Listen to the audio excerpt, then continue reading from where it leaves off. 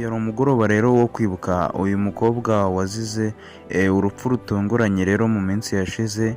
Ndagira ngo mwumve ibiganiro bagiranye n'uyu muryango. Kuwa gatandatu ubwo ntiyashize icyumweru isabukuru ye ibaye, yari afite ubukwe bwa supervisor we mu kazi. Asaba mama w'uruhushya ararumuha kugira ngo ajye mu bukwe bwa supervisor we, ariko amubwira ko hari abandi bantu nanone irindi tsinda ry'inshuti ze basengera muri Bible Study Group yo muri Anglican Church hari i Remera.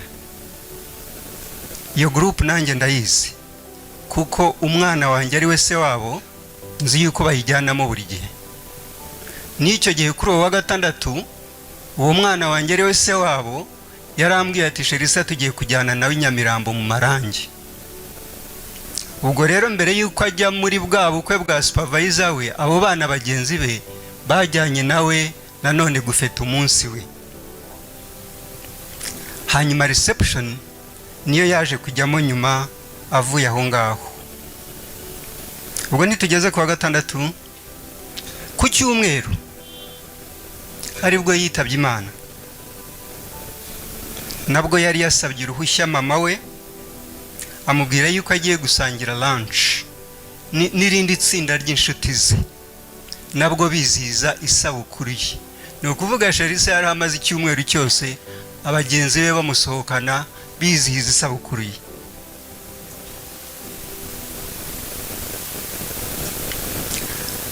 Ariko ku mugoroba w'icyo cyumweru aho basengera hari igitaramo, kandi Sherisa yagomba gukora protocol.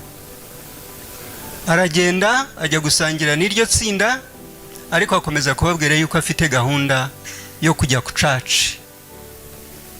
Abagenzi be bakamubwira batari ko ni twebwe twagutumiye, kuki ushaka kuducika? Murabizi by'uru rubyiruko.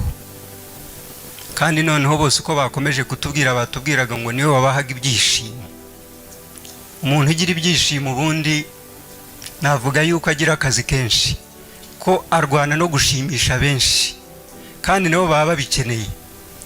Rero icyo gihe yaragiye ajyana n'izo nshuti ze barasangira, ariko mbere yuko agenda abwira mami we yuko agiye gusangira na bagenzi be, akaza kuza muri ayo materaniro y'umugoroba. Abaza nyina atari ko se wowe uraza kuzayo? Mama we aramubwira ati ndaza kuza. Ubwo urumva bose bari bazi yuko bari buhurire muri ayo masengesho y'umugoroba. Mama we aza kuva mu rugo hano ajya muri ayo materaniro. Ageze ariko ntabwo yahise abona Sherisa aho ngaho bugufi. Urabizi mu materaniro nk'uko turahaba abantu bakora protocol kugira ngo ujye kumenya ngo uri muri iriya nguni arahari. Niko byakomeje kwibaza ngo umwana ari aho ngaho, ariko umwana akiri kumwe na za nshuti ze. Amubuze ngira ngo ni bya bindi by'ababyeyi bajya bavuga ngo amabere yikora atonsa. Akomeza kwibaza ko ari ahandi hantu atari hamubona, ariko akumva ari aho ngaho mu rusengero byanze bikunze, kuko nk'uko abana babitubwiye, Sherisa nanjye ndabizi nare babwiye ejo, iyo mwahanaga gahunda mukavuga muti turakora iki n'iki, Sherisa ntabwo yashoboraga kwica amasaha. Yari umukobwa uzi time management, yari umukobwa uri organized ku buryo buhagije bwose. Ntabwo ari wa mwana w'akajagari. Uko yibaza ngo umwana ari aho ngaho muri ayo materaniro, bigeze mu masaa 2 y'ijoro nibwo mama Shema yaje kubona telefoni imuhamagara. Nta kindi bamubwiye ngo uwanjye yitabye Imana.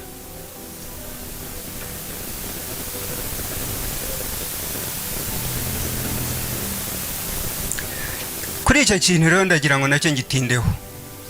Kuri uwo munsi abana bari kumwe. Ayo ni amakuru mama Shema yabonye, anahasanze n'abantu ba polisi n'abaribu naho muri iyo hoteli. Kandi iyo hoteli bari barimo ni hoteli y'iwabo w'umwe muri abo bana bari bagiye gusangira, bisa nkaho bari mu rugo. Rumva yaba mbifite hoteli, umwana wanjye akazana bagenzi be, ni nkaho bari mu rugo. Bakavuga yuko mu masaa 9 Sherisa yakomeje kuinsistinga, arababwira ati ndashaka kujya gusenga, ndashaka kujya mu materaniro. Abandi bakomeza kumubwira bati buretse. Ageze harabwira ati rero okay, reka baga mbe nyishyize ahangaha na telefone yanjye kanjye mu bwiherero. Aragenda, babona abaye nk'utindayo, kuko bavuga yuko nibura yari amaze hagati y'iminota 15 na 20 agiye mu bwiherero kandi atari yagaruka. Umwe muri bo aragenda ajya kumushaka, akingura urugi, asanga Sherisa aryamye yubitse inda muri washroom.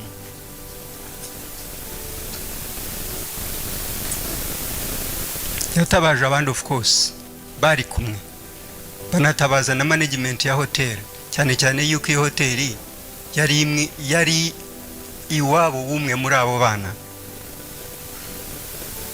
Nabicyo bakoze, bahamagaje inzego z'umutekano. Hanyuma nkuko nari mbivuze haruguru, bibaye nko mu masaa 2, nibaza yuko inzego z'umutekano zihageze zakoze ibyo zagombaga gukora, ariko ntabwo bahise bamenya ngo uyu mwana iwawe ni hehe, ni uwande, kuko nabo bana mama Shema ntabwo abazi. Bagomba kuba baragize ikibazo cyo gutracinga ngo ninde twabwira.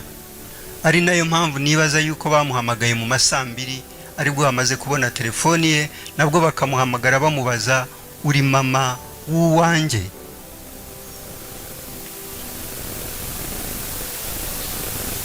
Mama we rero amaze kubimenya, yaragiye ajyana n'aba bana b'abavandimwe ba Sherisa, bajya kuhagera basanga imodoka ya RIB n'iya polisi yahageze. Umubiri we bamaze kuwushyira muri ambulance, bajyana nabo ku Kacyiru. Murabizi niho polisi ijyana imibiri y'abantu bapfuye muri ubwo buryo. Ariko icyagaragaye ni iki? Icyagaragaye ni uko ibyo byose bikorwa, ibyo byose inzego z'umutekano na investigation zijya kuhagera, umwana yari yamaze gushira mu mwuka.